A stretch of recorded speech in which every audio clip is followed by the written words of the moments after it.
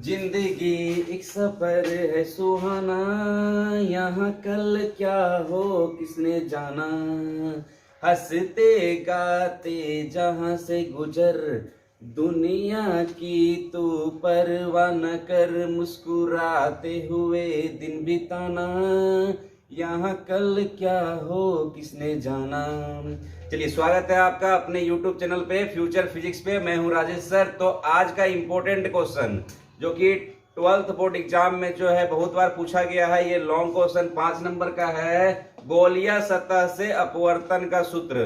12th physics में जो optics chapter है, प्रकाशिकी चैप्टर है, उसका इंपॉर्टेंट क्वेश्चन 5 नंबर का लॉन्ग क्वेश्चन जो है बहुत बार एग्जाम में आ चुका है। तो इसको हम लोग देख लेंगे, समझ लेंगे अच्छे से और ऐसा समझेंगे कि कभी भूलेंगे नहीं हम लोग। तो एकदम शॉर्टकट ट्रिक के साथ। तो गोलीय सतह से अपवर्तन का सूत्र क्या होता है? म्यू2 बटे भी माइनस म्यू1 बटे यू इक्वल टू म्यू2 माइनस म्यू1 बटे आर। तो इसको हम लोग को सिद्ध कर लेना है। इस वाले क्वेश्चन को कैसे करते हैं यहाँ पर ध्यान से एकदम शॉर्टकट ट्रिक के साथ कैसे करेंगे। तो यहाँ पर देखिए, सबसे पहले क्या होगा ना, इसका फिगर बनाने के लिए सीखेंगे हम लोग। फिगर यदि हम लोग सीख जाएंगे बनाने के लिए तो हम लोग को कहीं कोई प्रॉब्लम नहीं होगा, आराम से इसको हम लोग कर सकते हैं। तो सबसे पहले इसका फिगर फोटो देखेंगे। तो फिगर एकदम बिल्कुल आसान होता है। सबसे पहले कोई गोलीय सतह लेंगे, कांच का कोई गोलीय सतह लेंगे।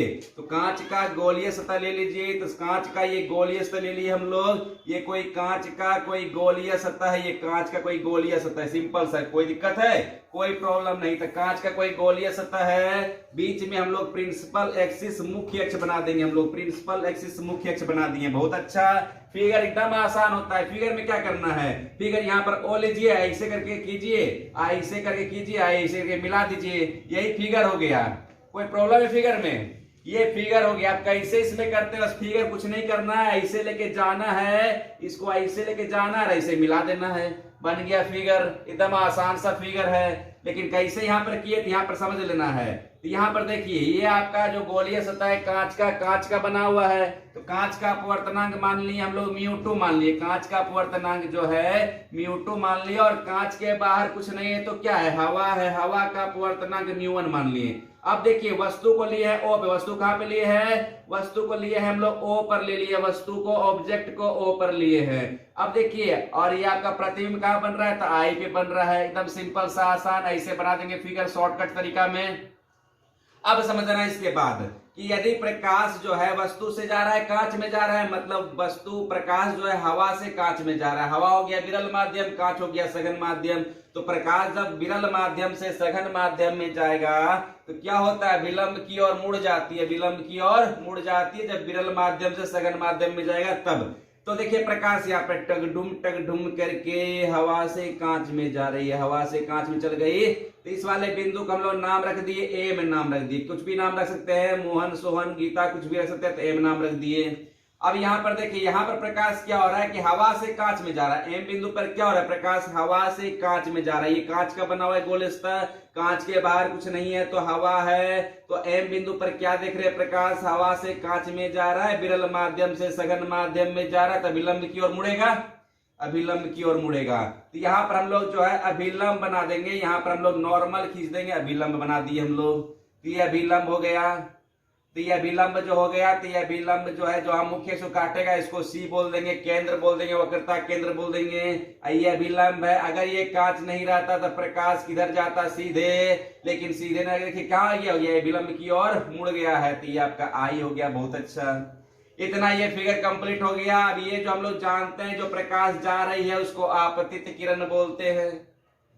तो आपतित किरण, ये वाला हम लोग का अभिलंब है, नॉर्मल है, इसको नॉर्मल बोल देंगे, अभिलंब बोलेंगे। तो फिर क्या ध्यान देखेंगे कि आपतित किरण अभिलंब के साथ जो कोण बनाती है उसको आपतन कोण बोलते हैं, आई बोलते हैं। आपतन कोण आई बोल देते, इसका नाम आई रखते हैं। बहुत अच्छा। उसके बाद ये जो अपवर्तन के पश्चात जो किरण निकल रही है इसको बोलते हैं अपवर्तन कोण। तो इसको आर से करते हैं। तो बहुत बढ़िया, आर से कर दिए। अब देखिए, फिगर हम लोग का कंप्लीट हो गया। इसमें फिगर कंप्लीट एकदम। इस गोलीय सतह के लिए वस्तु हो गया ओ, प्रतिबिंब हो गया आई। बहुत अच्छा, इतना काम कर दिए हम लोग। अब इसमें थोड़ा सा और कर लेंगे। और क्या कर लेंगे, इस वाले कोण को, इस वाले कोण को और इस वाले कोण को। अब कुछ नाम रख देंगे, तो इसका नाम रख दिए थीटा, इसका नाम बीटा, इसका नाम अल्फा, बस इतना काम कर दिए। और ये जो आपका मुख्य ध्रुव है इसको मान लिए हम लोग P मान लिए। फिर क्या किए, M से लंब डाल दिए, M से जो है मुख्य अक्ष पर लंब डाल दिए, तो इसका नाम रख दिए N नाम रख दिए। ये फिगर कंप्लीट हो गया हम लोग का। इस फिगर में और कुछ भी नहीं करना था, इतना काम कर दिए, फिगर कंप्लीट हो गया। अब इसको सिद्ध करना है हम लोग को, ये गोलीय सतह अपवर्तन का सूत्र सिद्ध करना है। तो इतना करने के बाद आपको बस दो नियम लगाना है इसमें, बस ये दो नियम लगाएंगे तो हम लोग का ये सिद्ध हो जाएगा। पहला कौन सा नियम, तो पहला नियम लगाना है स्नेल का नियम।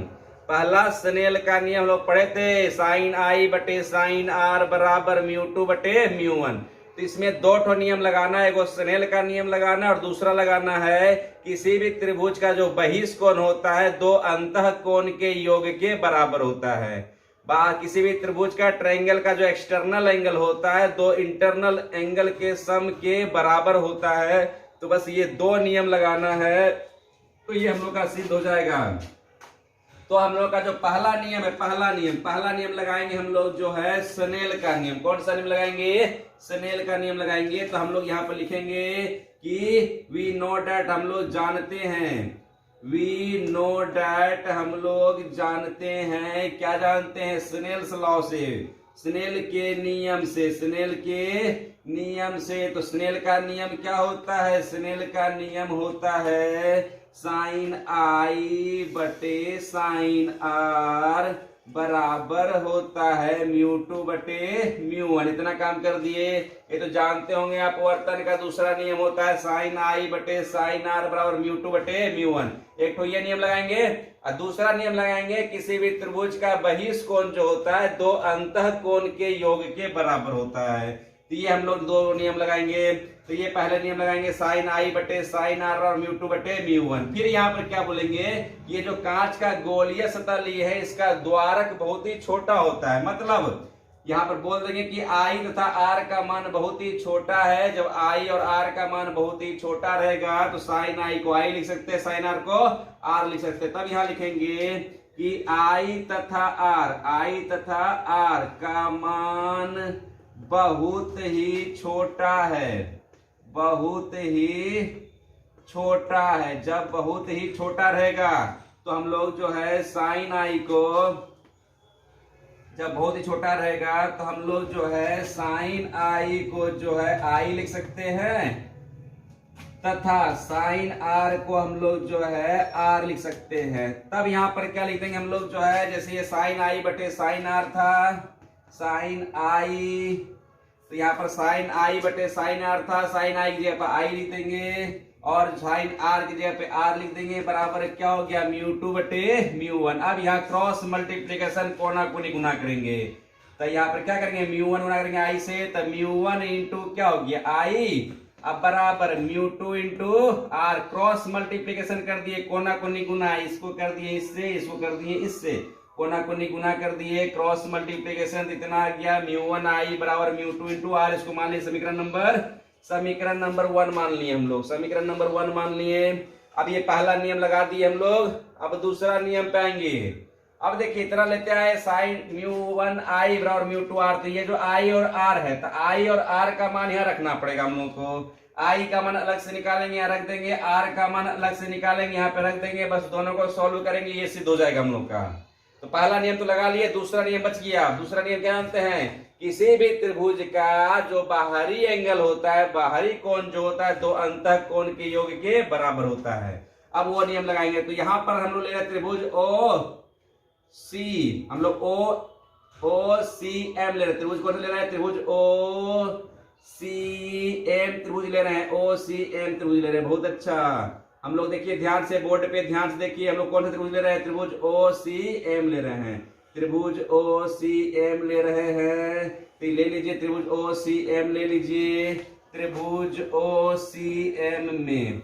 अब देखिए बाहरी कोण कौन सा होगा, तो बाहरी कोण होगा आई, एक्सटर्नल एंगल कौन सा आई, और अंदर वाला कौन सा थीटा और क्या होगा बीटा। तो बाहरी कोण जो होता है त्रिभुज के दो अंतः कोण के योग के बराबर होता है। तो यहाँ लिखेंगे आई बराबर थीटा प्लस बीटा, ये हो गया। उसके बाद है, इसको समीकरण नंबर मान लीजिए सेकेंड मान लीजिए। अब त्रिभुज ले रहे दूसरा, अब त्रिभुज लेंगे हम लोग, त्रिभुज एम आई सी में, त्रिभुज एम आई सी में ये त्रिभुज ले रहे हैं इस बार हम लोग। ध्यान से बोर्ड पे देखिए कौन सा ले रहे हैं, त्रिभुज एम आई सी में ये त्रिभुज ले रहे हैं इस बार ध्यान से। त्रिभुज एम आई सी में ये त्रिभुज ले रहे हैं हम लोग ध्यान से। इसे बताइए बाहरी कौन कौन होगा, बीटा, और अंदर वाला कौन क्या, आर प्लस अल्फा। तो यहाँ पर लिखेंगे हम लोग त्रिभुज एम आई सी में लिख सकते हैं बीटा बराबर लिखेंगे आर प्लस अल्फा। तो हमको आर का मान चाहिए तो अल्फा को इधर भेज देंगे, तो ये आर बराबर क्या होगा, बीटा माइनस अल्फा। इसको मान लेंगे समीकरण नंबर सेकेंड। तो यहाँ पर हम लोग आ गया।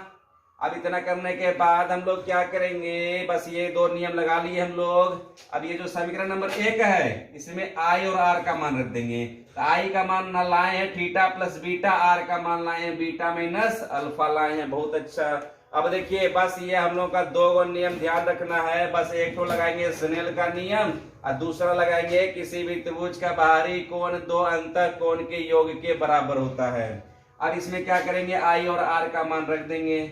तो रख दीजिए। तो यहाँ पर क्या लिखेंगे, समीकरण एक में आई और आर का मान रखने पर, तो समीकरण एक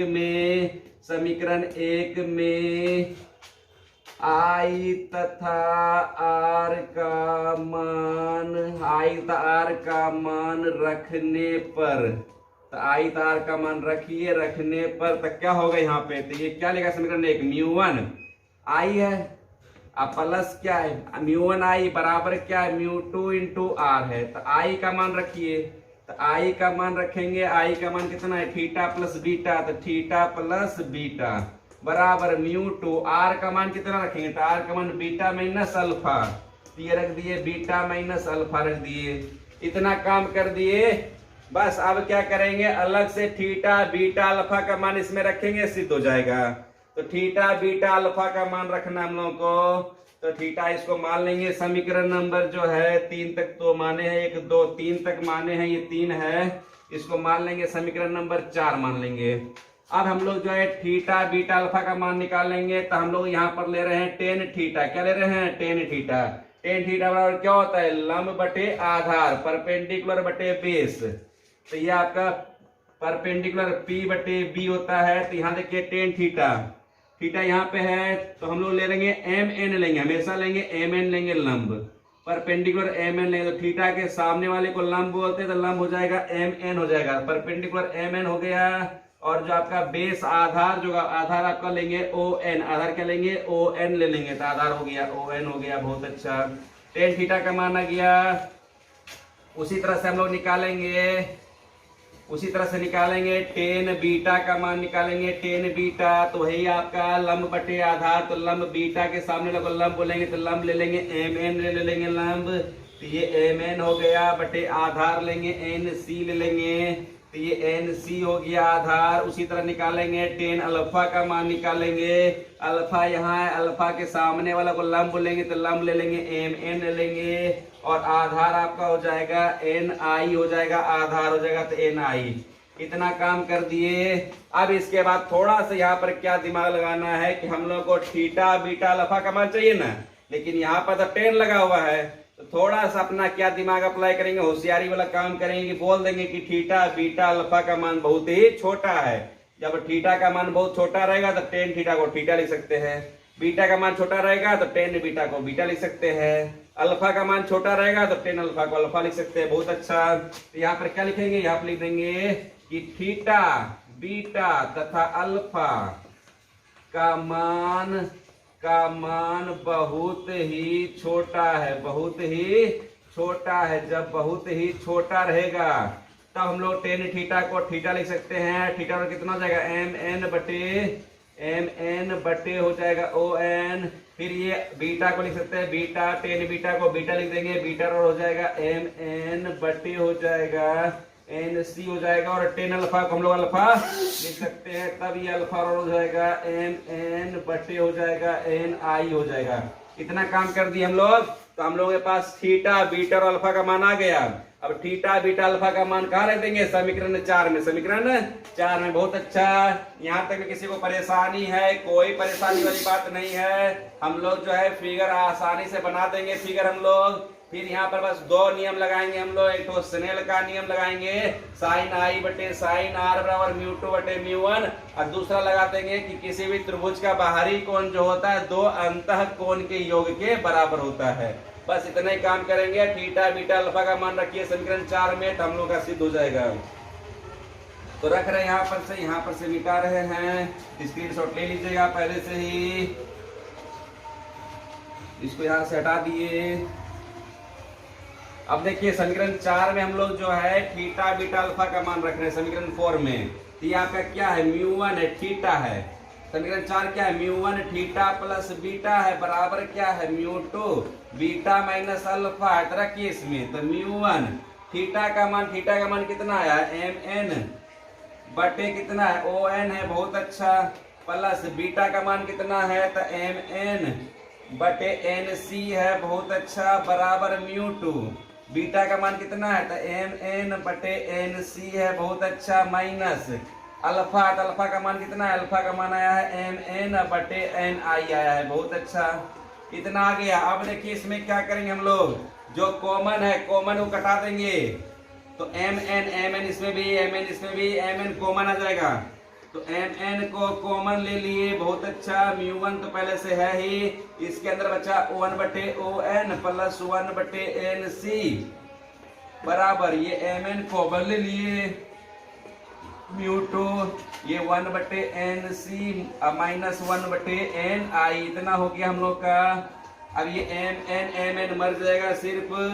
अब यहाँ पर एक काम और करेंगे हम लोग, एक काम और कर देंगे कि ये जो आपका n है, n जो है p के बहुत ही नजदीक है, n जो है p के बहुत ही नजदीक है, n बिंदु n p के बहुत ही नजदीक है, बहुत ही नजदीक है। जब बहुत ही नजदीक रहेगा तो हम लोग n बराबर p, मतलब n के जगह पर p लिख सकते हैं, n की जगह p हम लोग लिख सकते हैं।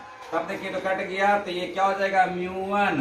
अब देखिए वन बटे ओ एन था, तो ओ एन ए लिया, क्या लिखेंगे? पी लिख देंगे। एन के जगह पर पी लिखेंगे, तो वन बटे ओ पी प्लस वन बटे पी सी बराबर ये म्यू टू आइए क्या? वन बटे पी सी, एन सी जब पे पी सी कर देंगे, अब माइनस वन बटे एन आई था, तो वन बटे पी आई हो जाएगा। इतना काम हो गया हम लोग का, वन बटे पी आई हो गया। अब क्या करेंगे? यहाँ पर गुना करेंगे। यहाँ पर क्या करेंगे? गुना कीजिए, म्यू वन से गुना कीजिए, म्यू वन से गुना कीजिए। और हम लोग यहाँ पर जान रहे हैं ओ से पी तक का दूरी को बोलेंगे वस्तु दूरी, यू बोलते हैं। फिर आपका जो है पी से सी तक का दूरी को वक्रता त्रिज्या आर बोलते हैं। फिर पी से आई तक का दूरी को हम लोग बोलेंगे प्रतिबिंब दूरी भी बोलेंगे, बहुत अच्छा। इतना का हम लोग को ध्यान रखना है। अब ये देखिए म्यू वन से गुना कीजिए, तो म्यू वन अब बटे क्या? ओपी होगा, लिख दीजिए ओपी, कोई दिक्कत नहीं, प्लस म्यू वन बटे पी सी बराबर म्यू टू से गुना कीजिए, तो म्यू टू बटे P C minus mu two बटे पी आई। अब सबका मान रखिए, तो म्यू वन बटे ओ पी, तो ओ से पी तक का दूरी है वस्तु दूरी है, ओ से पी वस्तु दूरी को यू से करते हैं, प्लस म्यू वन पी से सी वक्रता त्रिज्या को आर से करेंगे बराबर म्यू टू पी सी वक्रता आर से minus mu to P I प्रतिबिंब दूरी, पी से आई प्रतिबिंब दूरी को भी से करेंगे, बहुत अच्छा। आगे जो वस्तु दूरी लिखे हैं, तो हम लोग यहाँ पर चिन्ह परिपाटी लगाएंगे, प्लस माइनस लेंगे। तो आपको बताने का तरीका कि कोई लड़की है, कोई लड़की अगर इस दिशा में जा रही है, किरण इस दिशा में जा रही है, तो किरण का चोटी किधर होगा? चोटी पीछे होगा, तो ये आगे की दिशा में लेते हैं प्लस। आपतित प्रकाश जिस दिशा में जाते हैं प्लस, उसके विपरीत में माइनस, तो उसके विपरीत में चोटी की दिशा में लेते हैं माइनस। तो यू इस साइड है, तो इस साइड यू माइनस में लेंगे, बाकी सारा कुछ इधर है तो इधर लेंगे प्लस में लेंगे। तो सिर्फ हम लोग जो है यू को माइनस में लेंगे, बाकी सब प्लस में लेंगे। अब देखिए क्या करेंगे हम लोग, बहुत अच्छा। उधर स्क्रीनशॉट ले चुके हैं आप लोग, इधर मिटा दिए हम लोग, इधर आपका मिटा दिए, बहुत अच्छा। अब इसके बाद देखिए हम लोग क्या किए, ये म्यू टू बटे भी माइनस में उसको बराबर की साइड लेते आएंगे। इसको जब जोर से थप्पड़ मार के बराबर की साइड लाएंगे तो ये प्लस में आ जाएगा, तो प्लस में आ जाएगा तो ये क्या होगा, तो ये म्यू टू बटे भी प्लस में आ गया। इधर तो बचा हुआ था माइनस वाला इधर बचा हुआ है म्यू वन बटे यू। ये देखिए म्यू टू बटे आर तो इस साइड है म्यू टू बटे आर। फिर क्या हुआ, ये जो म्यू वन बटे आर है ये प्लस में है, उसको भेज देंगे उस साइड तो माइनस में चले जाएगा, तो माइनस म्यू वन बटे आर हो गया। बहुत अच्छा। अब देखिए म्यू टू बटे भी माइनस म्यू वन बटे यू, इसमें क्या करेंगे, लघुत्तम लेंगे एलसीएम, तो क्या होगा mu two minus mu one. आ गया फॉर्मूला, ये प्रूफ हो गया। यही को बोलते हैं गोलीय स्तर से अपवर्तन का सूत्र।